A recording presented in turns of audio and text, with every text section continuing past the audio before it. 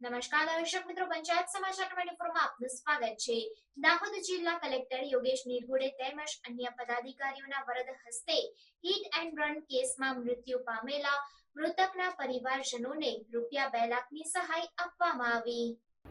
દાહોદ જિલ્લા સેવા સદન ખાતે જિલ્લા સંકલન સમિતિની બેઠક જિલ્લા કલેક્ટર યોગેશ નિરગુડેના અધ્યક્ષસ્થાને યોજવામાં આવી હતી। આ નિમિત્તે જિલ્લા કલેક્ટર યોગેશ નિરગુડે અને અન્ય પદાધિકારીઓના વરદ હસ્તે દાહોદ જિલ્લામાં થયેલ હિટ એન્ડ રન દુર્ઘટના કેસમાં મૃત્યુ પામેલ મૃતકના પરિવારજનોને રૂપિયા 2 લાખની આર્થિક સહાય આપવામાં આવી હતી। ઉલ્લેખનીય છે કે આપણી સરકાર છેવાડાના લોકોના દુઃખમાં પણ સાથ આપી રહી છે। જે દરમિયાન દાહોદ જિલ્લાના દેવગઢ બારિયા તાલુકાના ખાંડણિયા ગામના વીડ ફળિયાના રહેવાસી પરસોત્તમભાઈ બુધાભાઈ બારિયા, ભાટવાડા ગામના ટોલ ફળિયા ખાતે રહેતા ચંચીબેન પારસિંગભાઈ કોળી, સેવાનિયા ગામના ડુંગરી ફળિયાના વતની મધુબેન બારિયા તેમજ દાહોદ જિલ્લાના રોઝમ ગામના નિશાળ ફળિયા ખાતે રહેતા લક્ષ્મીબેન સુરેશભાઈ નળવાયા, રોઝમ ગામના હોળી ફળિયા